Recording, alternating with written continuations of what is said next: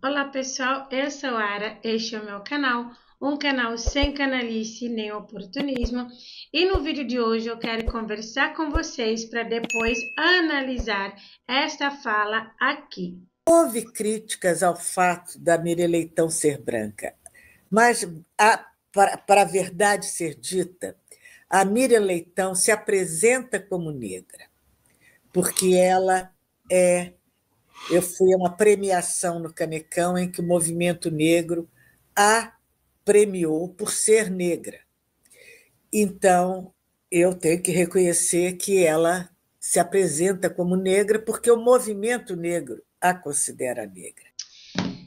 Esse vídeo da Idelguede Angel reverberou muito lá no Twitter. Por quê? A Idelguede, que é uma jornalista, né, artista, já foi atriz do teatro, do cinema, ela também é colunista social, alguém que é considerada, inclusive, intelectual brasileira. E a Idelguerde está lá no Brasil 247, um meio de comunicação da e à esquerda, falando, e esse take estourou, né? Ficou aí viralizado, porque é uma mulher, digamos assim, uma intelectual, dizendo que uma mulher negra, uma mulher branca, agora pode ser considerada negra porque o movimento negro determinou que Miriam Leitão é negra. A gente precisa lembrar que a Hildegard deixou bem claro na fala dela, ainda que seja nesses poucos segundos, ela deixa bem clara que ela foi no evento no Canecão e ela presenciou o movimento negro premiando Miriam por ser negra. Aí, por conta do movimento negro ter reconhecido Miriam como negra, a Hildegard está falando, então, que ela, Hildegard, precisa reconhecer que Miriam é negra. Isso é uma insanidade. Isso, independente ainda da gente ver todo o contexto que foi falado, que eu acho importante que a gente entenda todo o contexto. Inclusive, eu fui atrás para entender todo o contexto, para trazer aqui para vocês, sem canalice, sem oportunismo, coisas factíveis, para a gente poder analisar de maneira mais assertiva possível. Aí, mesmo que a gente não veja ainda, né, o contexto todo, só essa fala é problemática. Por quê? É uma mulher intelectual, ainda que não fosse, mas é uma intelectual dizendo que ela é obrigada ou ela precisa reconhecer uma branca como negra, porque o movimento negro decidiu assim. É aquela coisa da esquerda ou da extrema esquerda ser identitária. Então significa que o movimento negro que está pautando a questão da cor da pele aqui no Brasil é um movimento negro que fala por quem? Pelos negros. O movimento negro está falando por mim? Por todos os negros do Brasil, e é o movimento negro escolhendo quem vai, o movimento vai premiar como negra e quais são os critérios que foram utilizados. Porque para ser negra tem que ter a pele negra. Para ser negro precisa ter a pele negra. Aí a gente vê o quanto isso é perturbador. É o movimento negro, por razões que a gente ainda não sabe. Inclusive, eu preciso colocar aqui, eu fiz contato com o movimento negro, que é o Movimento Negro Unificado aqui no Brasil, para eles se posicionarem com relação a essa fala. Até o momento que eu estou fazendo esse vídeo, eu não obtive retorno, mas assim que eu obtiver, se eu obtiver o retorno do Movimento Negro Unificado, eu trarei aqui para vocês. Se não, nós vamos manter aqui as informações que temos até o momento, que é a Hildegard Angel dizendo que ela presenciou um movimento negro premiando uma mulher branca por ser negra. E por essa razão, nós precisamos reconhecer Miriam Leitão como negra. Isso é insanidade. É por isso que eu repito aqui que a gente tem que cuidar para não ser pautado e não ser patrulhado. Perceba que não é uma mulher analfabeta ou semi-analfabeta, é uma mulher que tem uma bagagem cultural dizendo que ela precisa reconhecer uma branca como negra porque o movimento negro determinou assim. Então, se o movimento negro fala que um negro não é negro, aí todo mundo vai falar, esse aí não é negro porque o movimento negro determinou. Não faz sentido. Na lógica, isso não faz sentido. Só no identitarismo que acaba sendo, inclusive, ser quase que insana. Por quê? O movimento negro escolhe que brancos eles vão premiar por ser negro? Que palhaçada é essa? Se uma mulher que tem uma bagagem cultural cai nesse discurso identitarista, nessa palhaçada, que dirá as outras pessoas, que muitas outras, né, que não têm acessos, que às vezes são pautadas. Se essa mulher está sendo pautada pelo movimento negro, porque o que ela está colocando é tipo assim, que ela não pode contrariar o movimento negro. O movimento negro já disse que Miriam Leitão, ela é negra, então não cabe ninguém questionar. Ah, pois eu questiono. Não sou do movimento negro, mas eu sou uma mulher negra e, acima de tudo, eu sou um ser humano pensante. Miriam Leitão não é negra porque o movimento negro decidiu que Miriam Leitão é negra. Miriam Leitão é uma mulher branca. Então, como que Miriam Leitão se apresenta como negra? Inclusive, eu não sabia que Miriam Leitão se apresentava como negra. Isso não existe. Inclusive, me ocorreu aqui, tem um vídeo online de um cara negro que ele fala que ele é branco, reconhece como branco, é chacota. Esse vídeo é chacota, é ridicularizado. Ontem, quando reverberou esse assunto, meu marido muito bem pontuou. Falou, aquele cara que se acha branco, todo mundo, coitado, tá doente, é insano. E por que a gente também não pode fazer essa mesma avaliação com relação a Hildegard? Porque é ela que está reconhecendo Miriam como negra, porque o movimento negro diz que Miriam é negra. Isso não existe. Miriam Leitão não é negra. Ela pode ser uma aliada na causa antirracista, ela pode ser uma branca que está aí buscando um mundo ou um Brasil menos racista, mas negra ela não é. Não é porque o movimento negro vai falar quem é negro. Então, se existir um movimento branco, digamos assim, vai falar que eu sou branca, eu sou branca, ou, repito, se o próprio movimento negro falar, não, a Ara não tem discurso que nos agrada, a Ara não está no campo ideológico ou político, enfim, daquilo que a gente comunga, então a Ara não é preta, aí eu não vou ser preta porque o movimento negro diz que eu não sou preta. Onde a gente vai parar? Adulto precisa de discernimento de adulto. Essa fala, ela é chocante, ela choca sim, e ela precisa ser repudiada.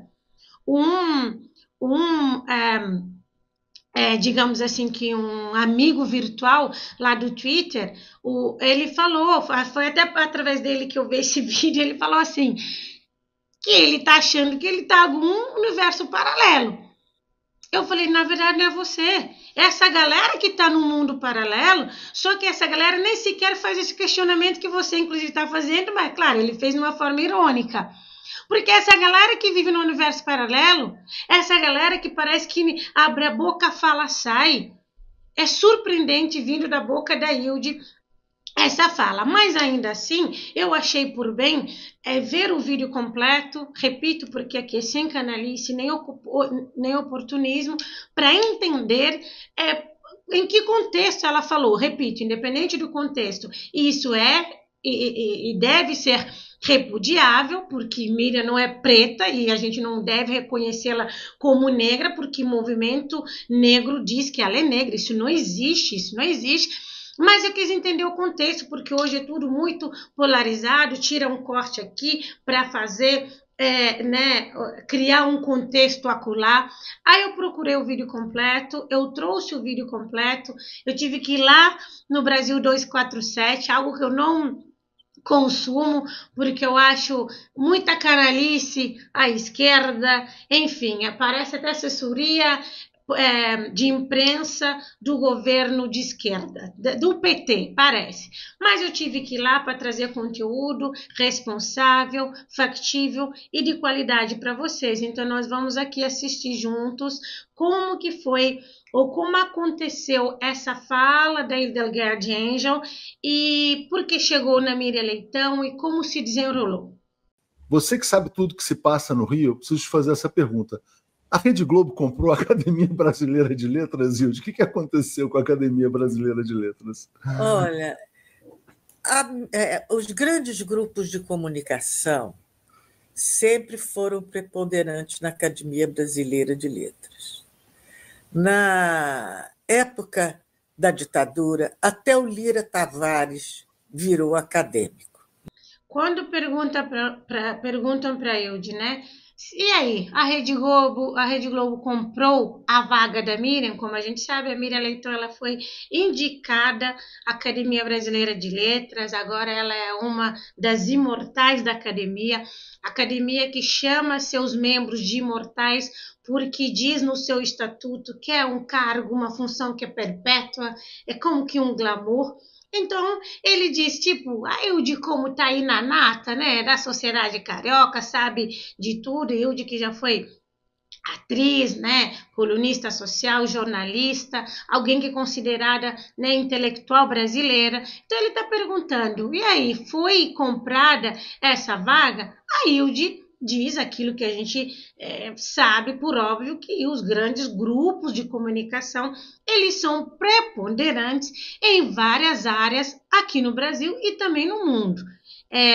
Sutilmente, às vezes nem tanto, às vezes em menor ou maior grau, os grupos de comunicação acabam tendo que alguma influência, às vezes se não muita, em várias coisas do cotidiano, principalmente nas academias, principalmente no executivo, no legislativo, no próprio judiciário. A gente sabe que sim, que os grandes meios de comunicação, até pela questão de poder, eles têm essa interferência, digamos assim, às vezes sutil, às vezes nem tanto. E ela pega e solta que, inclusive, o Aurélio Lira Tavares foi aí imortal da Academia Brasileira de Letras, tipo, como quem disse, até o Lira Tavares esteve aí na ABL, então, né? E para quem não sabe, o Lira Tavares, o Aurélio Lira Tavares, foi o ministro de guerra, ele foi também membro daquela junta militar que governou o Brasil depois do Jango, então ela está pegando para falar, ué, se até Lira Tavares esteve aí na Academia Brasileira de Letras, então Miriam, né? Na época antes, eu falei grupo de comunicação, mas é o poder, né? A Academia Brasileira de Letras ela é focada no poder. Na época do Chateaubriand, os jornalistas importantes dos diários associados foram acadêmicos da Academia Brasileira de Letras. Na época da Manchete, até o Arnaldo Nisquier, que não era um literato, que era um executivo da Manchete, foi acadêmico e é uma pessoa muito ativa, muito operosa, foi uma boa revelação para a academia, porque ele é um bom gestor, ele tem obras publicadas, mas na área da ciência, né? Porque ele foi secretário de Ciência e Tecnologia, e outros, Josué Montello, todos aqueles outros cronistas da Manchete foram imortais da Academia Brasileira de Letras. E agora, na fase da Rede Globo, do Roberto Marinho até a Miriam Leitão, estão todos da Academia Brasileira de Letras. O Roberto Marinho foi imortal também? O Roberto Marinho era imortal. Roberto Marinho era imortal da Academia Brasileira de Letras. O Bloch não foi porque não quis, mas foi todos os jornalistas da Bloch Editoras, que eram importantes, os cronistas, eram todos acadêmicos. Então, existe muito esse foco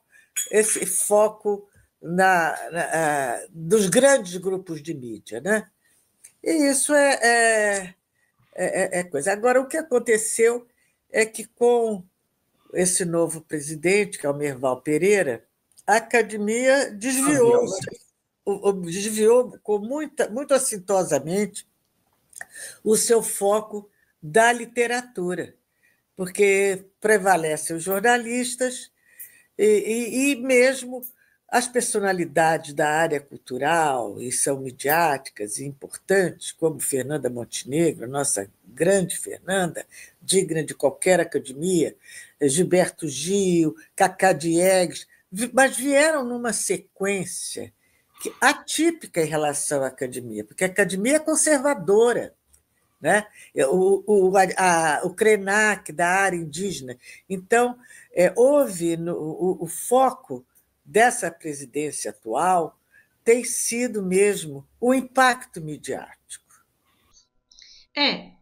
Ao mesmo tempo que ela quer dizer, o que ela diz, né, que o foco do Merval, jornalista da Globo, enfim, que fez carreira aí no Grupo Globo e que é presidente da Academia Brasileira de Letras desde 2023, foi reeleito agora, né, reconduzido ao cargo em 2024 e provavelmente vai ficar aí até 2026, embora ela faça crítica ao Merval e dizendo que, né, que agora se dá preferência para jornalistas e coisa assim, eu acho que não fica coerente ela dizer isso ao mesmo tempo que ela diz ou fala sobre o próprio Cacá Diegues, a Fernanda Montenegro e o Gilberto Gil, porque ela critica a gestão midiática de Merval por um lado, mas por outro ela meio que elogia a indicação desses três, uma vez que meio que foi algo inédito, fora da curva, uma vez que a academia é conservadora e tudo.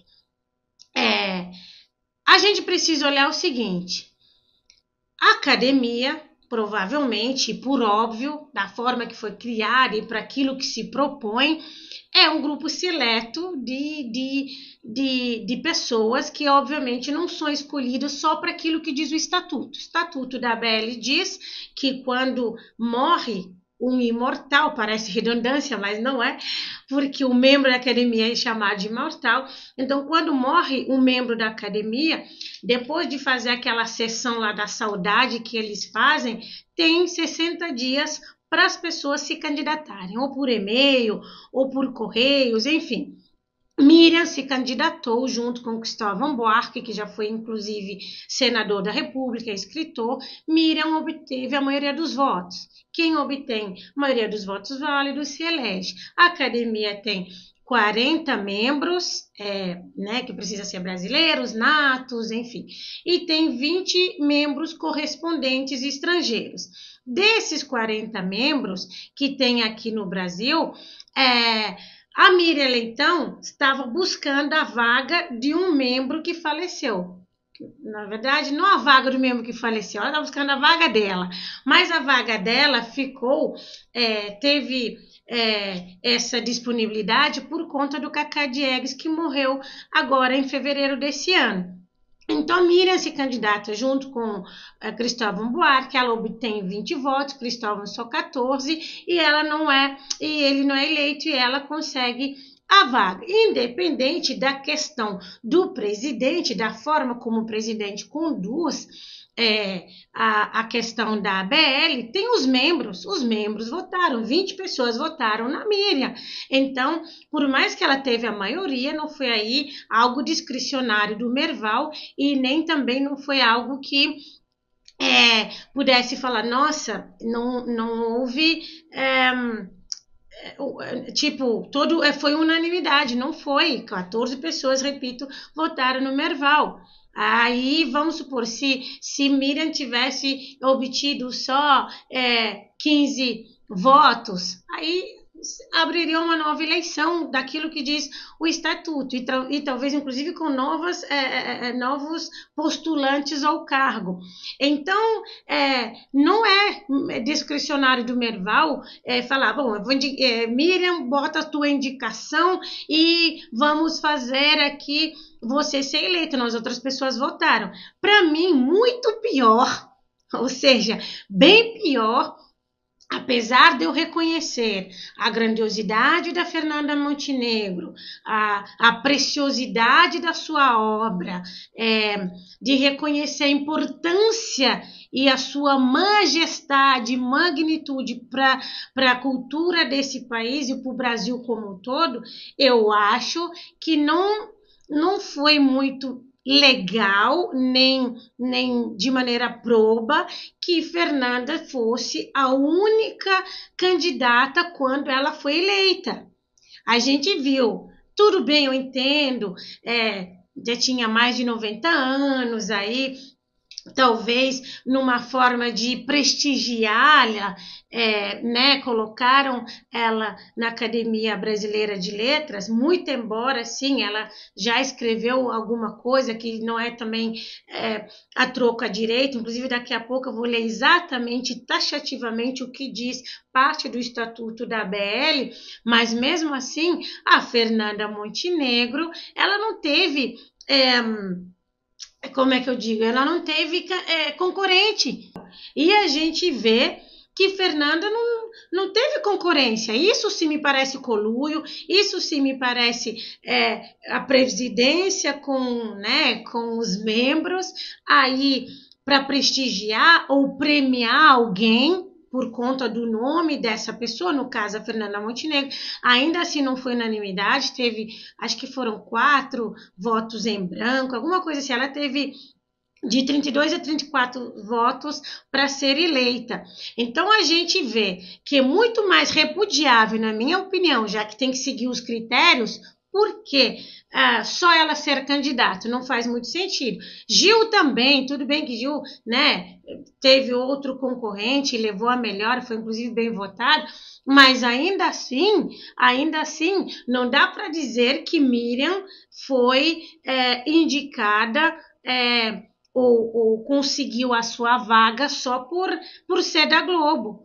É claro que a gente não é idiota e sabe, por Merval ser da Globo e todo esse serviço prestado da Miriam da Globo, muita coisa interfere, com certeza deve ter falado, se inscreva, né, e tudo mais, mas ela teve 20 pessoas que votaram nela, e essas 20 pessoas são todas também compradas, são pessoas que foram, inclusive, eleitas como imortais, né, da ABL, em anos e em gestões diferentes da do Merval. Isso também é importante que a gente pontue aqui. Sabe? Mas você está sendo muito elegante, Gil. Eu quero saber se você já leu as obras completas da Miriam Leitão. Nunca li a Miriam Leitão. Aliás, eu só vejo a Miriam Leitão na televisão, que ela é uma boa comunicadora, mas ela prega muitas fake news, né? Mas ela é muito competente jornalista porque ela se apresenta muito bem, e ela deve estudar bem ali o que ela tinha que falar, mas ela mente muito. Sobre a Petrobras, foi assim uma enciclopédia de mentiras sobre o pré-sal. Aquilo eu acho que esvaziou muito a Miriam Leitão. E acho até que quando eles colocam a Miriam Leitão na academia, é para quebrar uma noz nos dentes da mídia progressista, que a tem criticado muito, e eu sei que eu faço parte desse time, porque eu acho que o que a Miriam Leitão fez junto com o seu então, que era o Sardenberg, eles foram muito detrimentais ao país, ao desenvolvimento brasileiro, à nossa soberania, com o boicote aberto, deslavado, vergonhoso à Petrobras, né? Incitando a Lava Jato, dizendo que não havia pré-sal, que o corpo técnico da Petrobras não tinha condição de prospectar no fundo do mar, quando hoje nós lideramos essa tecnologia no mundo que foi desenvolvida por nós, o desprezo pela coisa brasileira que brota da sua boca, brota do seu espírito, tudo isso ela tem, e isso, o que antes não falavam, passou a ser dito a partir desse momento democrático, né, pós-Lula, porque mesmo na época do Fernando Henrique, todas aquelas rendas de Luís XIV, os punhos de renda, aquilo tudo não configurava uma real democracia, porque sem soberania, privatizando tudo, não se tem um país soberano, né?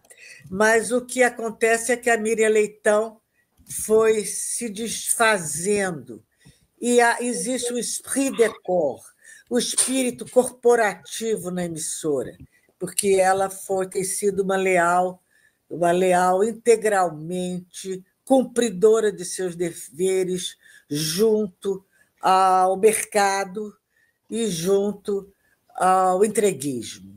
Ou seja, significa.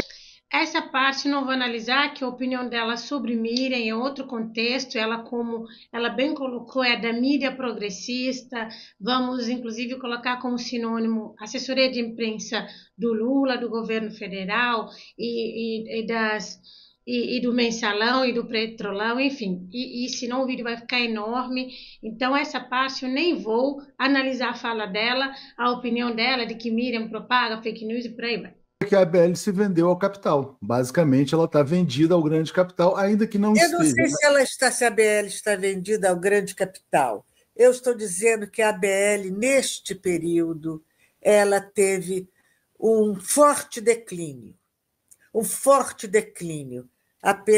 O nosso Paulo Henrique Amorim, que era realmente um jornalista genial, chamava o Merval Pereira de Ataúfo de Paiva, que, segundo ele, o Ataúfo foi o pior, ele foi fundador da academia, e foi o pior que os seus confrades, debochavam dele porque ele não sabia escrever, pela sua incompetência, pela sua mediocridade, e o Paulo Henrique Amorim chamava o Merval Pereira de Ataúfo, sem saber que ele viria a ser imortal da academia.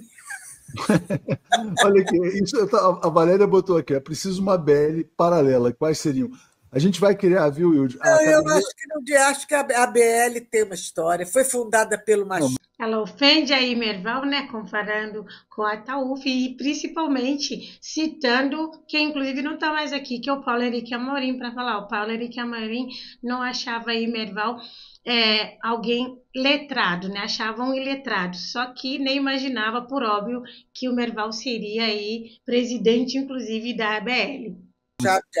Mas deixa a gente criar a Academia 247 de Letras. O 247 é uma academia de letras. Já é uma academia. O 247 é uma academia de letras, porque o 247 reúne o saber da antiguidade, reúne o saber da juventude, né? E reúne a coragem. Então, deixa eu perguntar para o Aquiles se ele já cometeu essa pedalada literária. Você já leu as obras completas da Miriam, não? Ele falou, né, ela falou aqui do Machado de Assis, que fundou a ABL.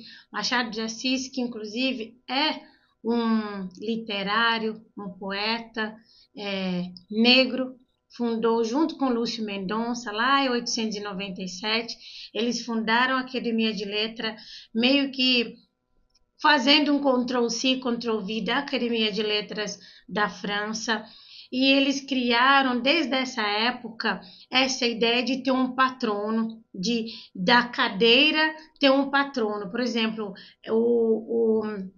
o Assis escolheu o quê? O patrono, a cadeira 23, o patrono, o José Alencar. E, por outro lado, o Lúcio Mendonça, ele falou, vou escolher a cadeira 11, e o patrono da cadeira 11 vai ser o Facundes Varela.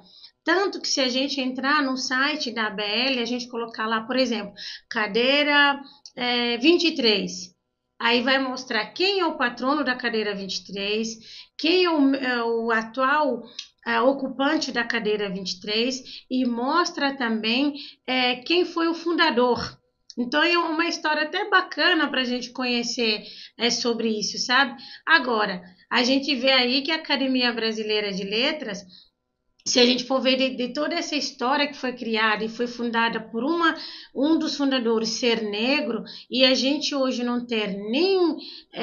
para falar que não tem, a gente tem um negro, né? O Proença Filho, né? Ele é um imortal da Academia de Letras, ele é negro, e temos também o Gilberto Gil. Então, esses anos todos de história, nós temos que 3 negros que fizeram ou fazem parte da Academia de Letras.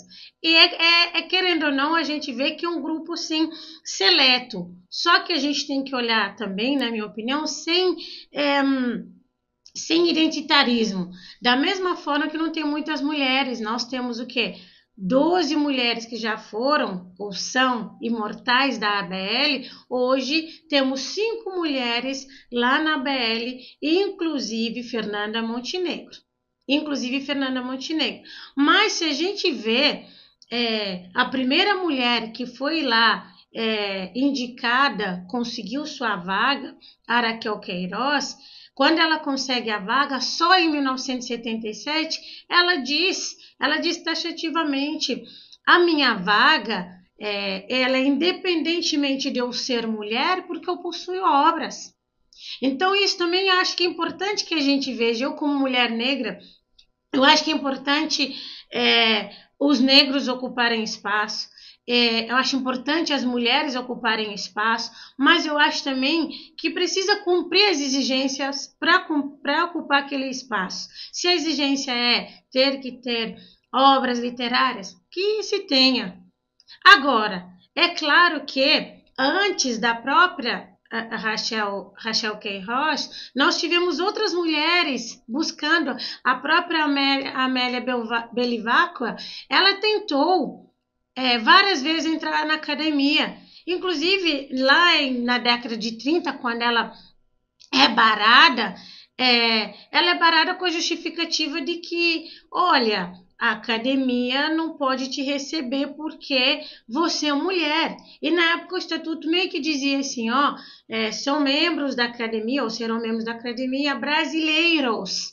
Então, naquela época, a academia entendeu que o vocábulo brasileiros estava associado ao gênero masculino, então que uma mulher não poderia fazer parte da academia por conta desse vocábulo brasileiros. E aí a gente vê que a Amélia Bevilacqua não entrou para a academia. Eu trago esse fato histórico por conta disso, porque às vezes as pessoas, principalmente grupos historicamente minorizados, às vezes lutam, não é nem lutar, questionam com muita beligerância sem conhecer da história, sem entender que muitas, vieram antes de nós, ou muitos vieram antes de nós, para que abrissem, o caminho para a gente, pavimentasse esse caminho, fazer igual a Roth, que pavimentou caminho para que várias mulheres negras não tivessem que passar o que a Roth McDaniel passou. Então, acho que é importante a gente ter essa consciência, que às vezes fica muito questionamento sem entendimento histórico, no sentido, porque não tem mulher? Porque não tem negro? Porque não tem isso? E se esquece que, inclusive na década de 30, uma mulher que tinha obras competente foi barrada por conta da interpretação de um vocábulo. Então é importante ter esse entendimento, que até 51 era esse entendimento. Não, brasileiros tem a ver com mulher, ou com homem. Não, a mulher está fora, a mulher não faz parte de brasileiros. Olha o entendimento da época. A sociedade, ela é sempre ela é a consequência, da época. Por isso que a gente vê gerações mudando, a gente muda de opinião de acordo com a sociedade. Aí hoje nós temos oportunidades diferentes, acessos diferentes. Na época, por exemplo, da Rachel Queiroz, que não está nem tão longe, que é em 77, para ela ser a primeira mulher a ocupar a academia só em 77. Então, acho que é importante a gente ter esse entendimento. Acho que quando a gente tem esse entendimento, não é porque a gente fica conformista. Não, a inconformidade ela é importante para o nosso crescimento e evolução. Mas a gente tem que ter essa compreensão. Se a gente for ver a história da Academia Brasileira de Letras, o próprio Monteiro Lobato bateu na porta várias vezes. Inclusive, no momento que, em 43, 44, que ele queria, estava mais confiante que ele conseguiria uma vaga, quando ele soube que Getúlio Vargas estaria na cerimônia, ele falou, não vou, porque é só ninho de cobras peçonhentas aí nesse lugar, só tem picuinha. Ele não foi, porque, inclusive, Getúlio já tinha o prendido 3 anos antes, por conta da carta lá que ele fez, fazendo críticas a Getúlio. Então, a gente vê que Monteiro Lobato, né, imortal pra gente em obra e tudo, não foi membro da ABL, por questões políticas, por questões sociais da época, e que a mentalidade precisa mudar, mas ao mesmo tempo que a gente também precisa repudiar. Não dá, na minha opinião, para a gente só criticar o fato de, por exemplo, na minha opinião, é muito mais, é melhor criticar Merval estar, se eu não estou em erro, dos presidentes da ABL, ele é o mais longevo, né, até agora. Por quê? Essa recondução dele, do que exatamente colocar na questão de a Miriam está indo por ser da Globo. Fernanda Montenegro, repito, foi conseguiu a vaga sem ter ninguém como adversário, digamos assim. Foi sozinho o nome dela. Então a gente tem que avaliar também nesse sentido. Não, Lídia, foi dívida. Você está rindo da pedalada literária, Yudi? Essa é uma dívida insanável, impagável, porque a gente procura e não acha, né, Yudi, uma obra literária. São 16 livros. Não, agora, não assim, são obras literárias, né? São obras jornalísticas, tal, enfim, é diferente. E assim, você citou aí vários nomes, eu queria citar também o do José Sarney, né, que também, esse sim, escreveu obras literárias, cujo valor você pode discordar, julgar, etc. e tal, mas eu queria lembrar aqui um nome que não está na Academia Brasileira de Letras, mas caso eu tivesse algum tipo de interveniência, respeitosamente substituía pela Miriam Leitão, apesar de que ele já morreu, que é o Miró da Muribeca, um poeta pernambucano, lá de Jaboatão dos Guararapes, poeta de rua, marginal, que declamava seus versos nas ruas, nos ônibus, fez muito sucesso no Recife, em São Paulo, enfim, uma figura maravilhosa. O livro dele, Quem Descobriu o Azul Anil, de 1995. Então, troco a Miriam pelo Miró da Muribeca. Boa. Vamos lá. Então, deixa eu passar pelos comentários. Tem uma coisa, desculpe, posso prosseguir? Pode falar, por favor. A Conceição... Mas aí, de falar, eu lembrei aqui, além do Sarney, que é imortal da ABL, o Fernando Henrique também, mas Fernando Henrique, Sarney, eles são sim, ou tecnicamente foram, imortais da ABL. Evaristo, que é a maior, considerada uma das maiores escritoras do Brasil, e é a maior escritora de pele negra brasileira. Eu tenho fotos da Conceição Evaristo chegando pessoalmente à Academia Brasileira de Letras, subindo a escada, levando a sua inscrição. E ela foi rejeitada pela academia. Eles não gostaram do gesto.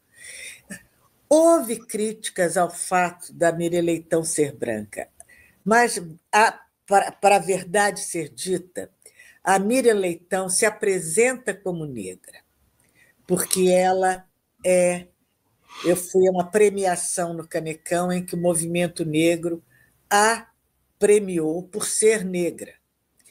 Então, eu tenho que reconhecer que ela se apresenta como negra porque o movimento negro a considera negra. Mas ela não é negra de pele. E a Academia Brasileira de Letras precisa, urgentemente, ter um negro de pele. O negro de pele escura, não é um negro de cabelo louro. O negro de pele escura, assumido, não negro apenas... O Gilberto Gil, né? O Gilberto Gil é imortal, né? Enfim. O Gilberto Gil é imortal, mas não é um escritor. Poeta, né, Hilde? É um poeta também. Mas tá bom. É um grande poeta, Isso. Mas não é essa a ação dele, não é esse o mérito dele. É verdade. O mérito da Conceição Evaristo, como daquela Conceição de Jesus, né? Maria Carolina de Jesus. Carolina de Jesus, é o mérito de serem pessoas negras, mulheres negras, e que não tiveram seu espaço na academia. Todas as mulheres na academia são brancas. Aí vocês veem que no contexto, ela, antes de falar de ela reconhecer Miriam como negra, porque o movimento negro considera Miriam como negra, ela diz que a Conceição Evaristo, ela foi fazer sua inscrição para a Academia Brasileira de Letras. Só que, na época que Conceição foi fazer a inscrição, os membros não gostaram, porque estava acontecendo muita pressão popular para ter uma negra na academia, uma negra, inclusive, que foi vencedora do Prêmio Jabuti com a obra Olhos de Água, e que tinha um clamor popular muito grande, principalmente da comunidade negra. Fizeram abaixo-assinados, enfim, várias ações para pressionar a ABL. Ainda assim, a Conceição Evaristo foi fazer a sua inscrição de maneira pública, digamos assim. Os membros não gostaram, e inclusive a Conceição perdeu a vaga por Cacá Diegues, que acabou falecendo esse ano. Então, o que a Idelguede está meio que colocando aí a Conceição Evaristo não foi aceita na academia. A academia precisa uma mulher negra, e houve críticas nesse sentido. Por que não uma mulher negra, e uma mulher negra que tenha, né, esses requisitos que diz o estatuto? Por que não? E colocaram Miriam. Só que aí ela comete essa insanidade de dizer que Miriam é negra. Porque, como o movimento negro reconhece Miriam como negra, aí também a Lei Delgado vai considerar Miriam negra. Para depois ela arrematar e dizer: precisamos de negros. Não, o Gilberto é negro, mas precisamos também de ter mulheres negras. Agora, olha o que ela diz de novo: não negros de cabelo loiro. É a mesma coisa de que não negros de pele branca. Gente, onde a gente vai parar com essa mentalidade? A Academia Brasileira de Letras, na minha opinião, é um grupo seleto de gente que, sabe, de alguma forma também acaba tendo várias regalias, porque eles têm de salário mensal quase 12 mil. Para vocês terem noção, 3 mil fixo para cada membro, 3 mil. Chá das terças, R$800 por semana. Chá das quintas, R$1.500 por semana. Olha isso, sem falar daquele vistoso fardão que custa entre 70 e 80 mil reais. Vocês sabem quem paga o vistoso fardão da ABL? A prefeitura da cidade natal do membro. Que lógica tem? O membro que costui seu vistoso fardão. Vistoso fardão que desde 2005 é feito pro costureiro, acho que é Diógenes o nome dele, que o presidente da época, que era amigo desse costureiro alfaiate, indicou. Aí ele cobra esse valor. Inclusive, Fernanda Montenegro e Gilberto Gil, é preciso também fazer aqui esse apontamento, eles não quiseram nem que a prefeitura de Salvador nem do Rio fizesse ou custeassem esse vistoso fardão, até porque não faria muito sentido. Eles mesmos fizeram do bolso deles, procuraram outros alfaiates e pagaram em média 30 mil reais pelo vistoso fardão. Então vocês veem o tanto de regalia que tem, e no fundo, quem custeia tudo isso, todo esse glamour?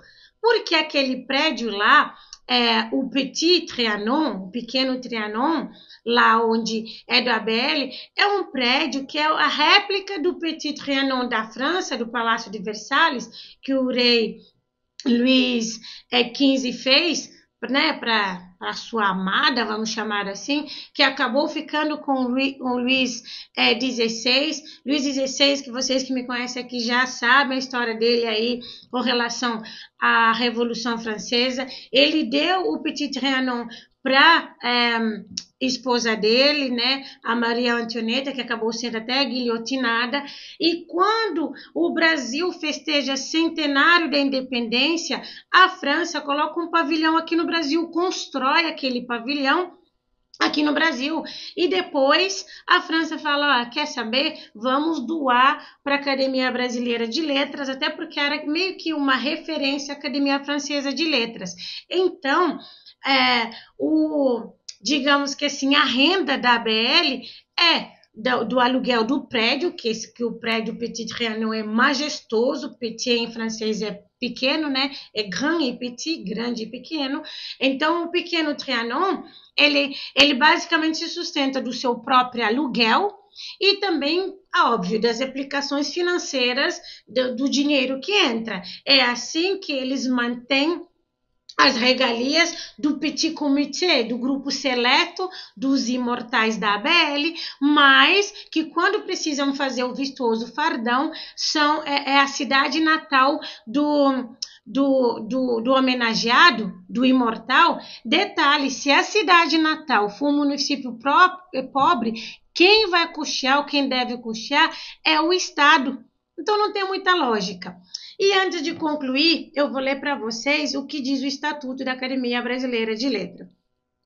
O Estatuto da ABL estabelece que para alguém candidatar-se é preciso ser brasileiro nato e ter publicado em qualquer gênero da literatura obras de reconhecimento, mérito ou fora desses gêneros, livros de valor literário. Seguindo o modelo da Academia Francesa, a ABL é constituída por 40 membros efetivos e perpétuos. Além deste quadro, existem 20 membros correspondentes estrangeiros. Os imortais são escolhidos mediante eleição por escrutínio secreto. Quando um acadêmico falece, a cadeira é declarada vaga na sessão da saudade e, a partir de então, os interessados dispõem de 15 dias para se candidatarem através de carta enviada ao presidente. A eleição transcorre 30 dias após a declaração da vaga. A posse é marcada de comum acordo entre o novo acadêmico e o escolhido para recepcioná-lo. De praxe, o vistoso fardão é oferecido pelo governo do estado natal do acadêmico. Olha isso, olha isso. Então, a gente vê que, no fundo, acaba sendo um esquema. Se a Conceição Evaristo com Cacá Diegues conseguiu um voto, mas quando foi a vez de Fernanda Montenegro, não teve nenhuma concorrente. Lembrando que Evaristo foi 2018 para pleitear essa vaga e Fernanda Montenegro 2021. Então, acho que tem muitas outras coisas para ser criticada, mas Eldelguerd focou, na minha opinião, em criticar Merval, mas a eleição da Fernanda Montenegro, para ela tá tudo bem da forma que foi, uma vez que é inquestionável, é unanimidade, então a gente tem que aceitar, da mesma forma que ela também aceita Miriam Leitão ser chamada de negra, porque o movimento negro assim decidiu. A gente vê que é importante que a gente se posicione, que a gente não permita ser pautados, no sentido